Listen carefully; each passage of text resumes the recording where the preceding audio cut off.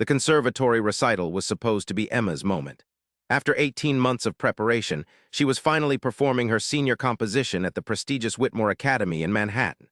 The piece was called Inheritance, a haunting piano sonata she'd written about memory and loss. The small concert hall was filled with faculty, students, and a few family members who'd made the trip. I sat in the third row, watching my daughter's fingers dance across the keys with the kind of precision that comes from years of disciplined practice. At 19, Emma had already caught the attention of several graduate programs. Her talent was undeniable, but more than that, she had something rare: the ability to make music feel like storytelling. Halfway through the second movement, my phone vibrated. A text from Emma, which was impossible since she was currently performing on stage. I looked up, confused, then back at my phone. The message was simple: "Emergency, meet me backstage now." My heart stopped. I looked at the stage again. Emma was still playing, but something was wrong with her posture. Her shoulders were rigid, her breathing shallow. She was pushing through the performance, but barely. I slipped out of my seat and made my way to the backstage area. The hallways of the music building were dimly lit, filled with practice rooms where I could hear fragments of other students working. I found Emma's dressing room and knocked softly. "Come in." She was sitting at a small vanity, still in her black concert dress, but her hands were shaking. Her face was flushed, and there were tears she was trying to hide. "How did you text me while you were playing?" "I didn't. I pre-scheduled it before the concert started. I knew I might not be able to get through this without help." I sat down beside her. "What's happening?" Emma took a shaky breath. "Professor Kellerman he's been pressuring me for months. He says if I don't sleep with him, he'll make sure I don't get into any graduate programs. He has connections everywhere." The words hit me like a physical blow. Professor Kellerman was her primary composition instructor, a man in his 50s with a reputation for discovering talent. He'd been Emma's mentor since she'd transferred to Whitmore 2 years ago. Tonight, before the concert, he cornered me in the practice room. He said this was my last chance to be smart about my future. He said after tonight's performance, everyone would be watching me and he could either help or hurt my career. I felt something cold and sharp settle in my chest. "Did he touch you?" "Not tonight, but he's been inappropriate for months. Comments about my appearance, standing too close, finding excuses to put his hands on my shoulders or back, and the things he says about other female students." She shuddered. "Why didn't you tell me before?" Emma's voice cracked. "Because I was afraid you wouldn't believe me. He's respected, famous. I'm just a student. And because I was afraid that even if you did believe me, it would ruin everything I've worked for." I understood that fear. Growing up as the youngest of 3 daughters in a blue-collar family in Queens, I'd learned early that speaking up often meant losing more than staying quiet. My older sisters had been the rebels, the ones who fought back against unfairness.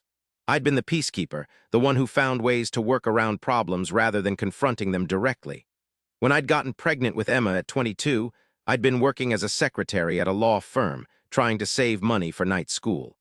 The father was a law student who disappeared the moment I told him about the pregnancy. My family had mixed reactions: disappointment, support, resignation. But they'd rallied around us, helping me finish my degree while raising Emma. I'd worked my way up slowly, eventually becoming a paralegal, then a court reporter, then finally a victim's advocate. It had taken me 15 years to build a career that could support us both comfortably. Emma had grown up watching me navigate systems that weren't designed for people like us, learning to be strategic, patient, careful. But this was different. This wasn't about patience or strategy. This was about my daughter being threatened by someone who held power over her future. "We're going to report this," I said. "Tonight."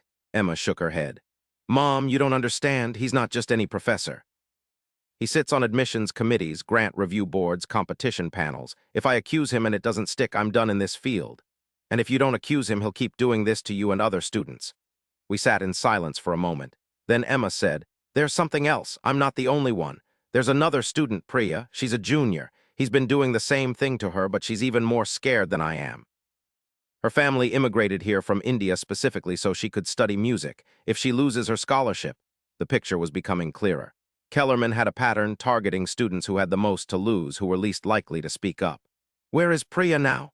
"She's here somewhere. She came to support me tonight, but she's been avoiding Kellerman. He's been texting her, saying they need to discuss her progress after the concert." I made a decision. "Find her, bring her here, we're going to figure this out together." Emma hesitated. "Mom, what if we're wrong? What if we can't prove anything?" "Then we'll deal with that when it happens. But right now, we need to protect you and Priya from someone who's abusing his power." 20 minutes later, Priya was sitting in Emma's dressing room, looking terrified but determined. She was small and delicate, with expressive dark eyes that reminded me of Emma at that age. When she spoke, her voice was soft but clear. "He started with me last semester," she said. "At first, it was just comments about my playing, suggestions that I needed special attention to reach my potential. Then he started scheduling private lessons in his office instead of the practice rooms. He said it was more professional." She described a pattern that was sickeningly familiar: inappropriate comments, unwanted touching disguised as instruction, escalating pressure disguised as mentorship. "Last month, he told me I was falling behind, that my technique wasn't developing fast enough. He said he could help me catch up, but I needed to show him I was committed to excellence. When I asked what he meant, he said some students were willing to do whatever it took to succeed, and others weren't." Emma reached over and took Priya's hand. "He said almost the same thing to me." I looked at both of them, these talented young women who should have been celebrating their achievements instead of hiding in a dressing room, afraid of their own professor. "We're going to the administration," I said. "Right now, while the concert is still going on, while there are witnesses to the fact that you both were upset tonight." "But what if they don't believe us?" Priya asked. "Then we go to the police, and if they don't take it seriously, we go to the media. This ends tonight." The next few hours were a blur of conversations in administrative offices, statements given to campus security, phone calls to parents and lawyers. The dean of the music school was called in, despite the late hour. She was a woman in her 60s who listened carefully to both Emma and Priya's accounts, taking notes and asking detailed questions. "This is not the first time Professor Kellerman's name has come up in this context," she admitted. "We've had informal complaints before, but nothing formal was ever filed." Students would make appointments to discuss concerns, then cancel or withdraw their complaints before we could investigate. "Because they were afraid," I said. "Because he convinced them they had more to lose than he did." The dean nodded grimly. "We're going to take immediate action. Professor Kellerman will be suspended pending a full investigation. We'll also be reaching out to current and former students to encourage anyone else who's experienced inappropriate behavior to come forward." It wasn't enough, but it was a start. But Kellerman didn't go quietly. Within days of his suspension, Emma started receiving anonymous messages on social media. Nothing directly threatening, but unsettling enough to make her nervous about walking alone on campus. Comments about her, destroying a good man's career for attention, and suggestions that she was too unstable to be trusted with important opportunities. The harassment escalated when someone created a fake social media profile using Emma's photos and posted inflammatory content designed to make her look unprofessional and vindictive. The posts were shared in music education forums, reaching potential employers and graduate program administrators. "He's trying to destroy my reputation before the investigation is complete," Emma told me during one of our daily phone calls. "Even if he gets fired, he wants to make sure I can't succeed in this field." I was furious, but I was also strategic. Years of working in the legal system had taught me that emotional reactions, while valid, weren't always effective. We needed evidence, documentation, and allies. "We're going to fight back," I said, "but we're going to be smart about it." I hired a private investigator, a woman named Rebecca Chen, who specialized in cybercrime and harassment cases. Within a week, she traced the fake social media accounts back to an IP address registered to Kellerman's home computer. She also discovered that he'd been systematically contacting Emma's potential graduate school mentors, spreading rumors about her mental health and professional reliability. "This is witness intimidation and harassment," Rebecca told us during a meeting in her downtown office. "It's also defamation. We have grounds for both criminal charges and a civil lawsuit." But even with evidence, the process was slow and frustrating. Kellerman had hired an expensive lawyer who specialized in defending academics accused of sexual misconduct. They filed motions to dismiss, challenged the university's investigation procedures, and attempted to have Emma and Priya's testimony excluded on technical grounds. Meanwhile, the harassment continued. Emma's apartment was broken into, though nothing was stolen. Her car tires were slashed twice. She started staying with friends, never sleeping in the same place 2 nights in a row. "I'm starting to think we should just drop this," she told me one evening, her voice exhausted. "Maybe I should transfer to a different school, study something else. This isn't worth destroying my life over." "That's exactly what he wants," I said. "He wants you to believe that speaking up was a mistake, that you'd be better off if you just stayed quiet and let him abuse you." "But what if he's right? What if I can't have a career in music after this?" I understood her fear. The classical music world was small and insular, and reputations mattered enormously. But I also knew that giving up now would mean Kellerman had won, and that other students would continue to be victimized. "Let me tell you something about your grandmother," I said. "She never told you this story, but when I was about your age, she was working as a seamstress in a factory. The floor supervisor was sexually harassing several of the women, including her. Most of them were immigrants who didn't speak English well, and they were afraid to complain." Emma listened quietly as I continued. "Your grandmother organized the women to file a complaint together. The supervisor was fired, but the factory owner blacklisted all of them from other jobs in the industry.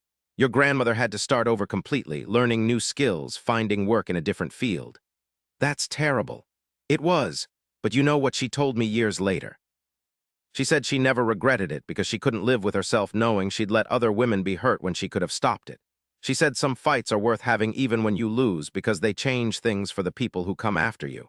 Emma was quiet for a long moment. Then she said, "I want to keep fighting, but I'm scared."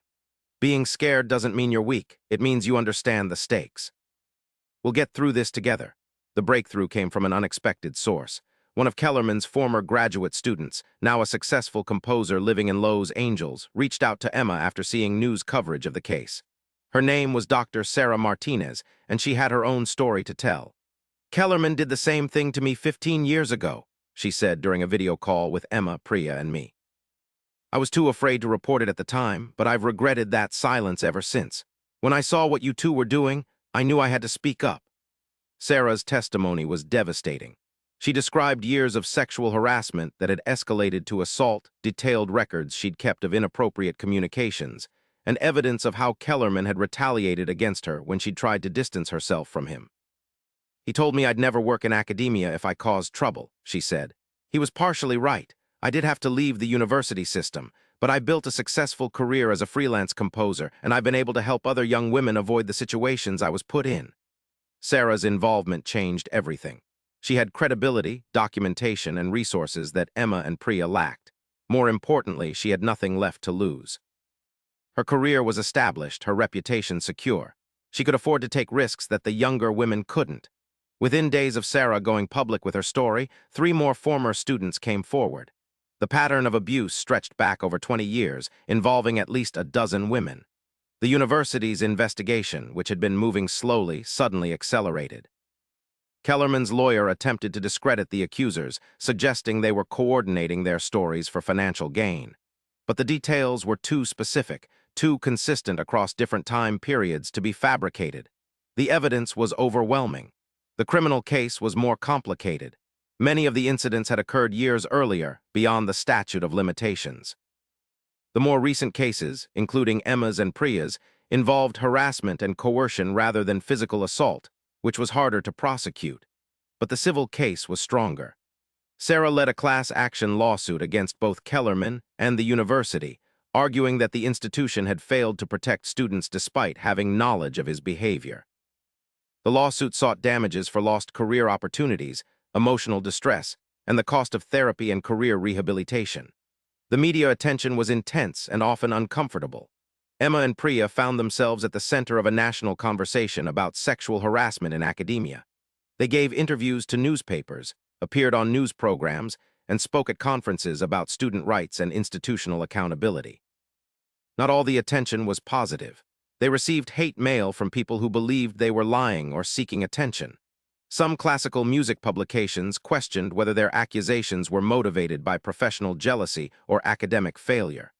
Online forums debated their credibility, their motives, and their right to destroy a man's career. "I didn't expect it to be like this," Emma told me after a particularly brutal interview where the host had repeatedly questioned her timeline of events. "I thought if we told the truth, people would believe us and support us. I didn't realize how many people would be invested in protecting him." "Unfortunately, that's how these cases often go," I said. "People have a lot of reasons to doubt accusers.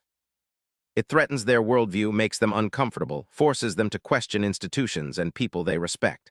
How do you keep going when it feels like the whole world is against you?" I thought about my own experiences, the times I'd had to fight systems that seemed designed to exclude or silence me. You remember why you started. You remember the other women who might be hurt if you give up. And you remember that the people who matter, the people who really know you, believe you and support you. The university settled the lawsuit 18 months after Emma's initial complaint. The terms were confidential, but sources close to the case suggested the payout was substantial. More importantly, the university implemented new policies for reporting and investigating sexual harassment, created an independent ombudsman office, and established a fund for supporting students who experienced harassment or assault. Kellerman was fired and lost his tenure. His professional memberships were revoked, and he was quietly blacklisted from other academic institutions. He attempted to rebuild his career as a private music instructor, but the publicity made it difficult for him to attract students. Emma finished her degree with honors and was accepted into several prestigious graduate programs. She chose to study with Dr. Martinez, who had left her position at a major university to establish an independent music institute focused on supporting women and marginalized students in classical music. Priya transferred to a conservatory in Boston, where she flourished under new mentorship. She specialized in contemporary Indian classical fusion and eventually established her own ensemble. She remained friends with Emma, and they often performed together at events supporting survivors of sexual harassment. The experience changed all of us profoundly. Emma learned that her voice had power, that speaking truth to authority was not only possible but necessary. She also learned that fighting for justice was often messy, uncomfortable, and costly, but that some battles were worth having regardless of the personal cost. Priya discovered that her immigration status and scholarship dependence didn't make her powerless.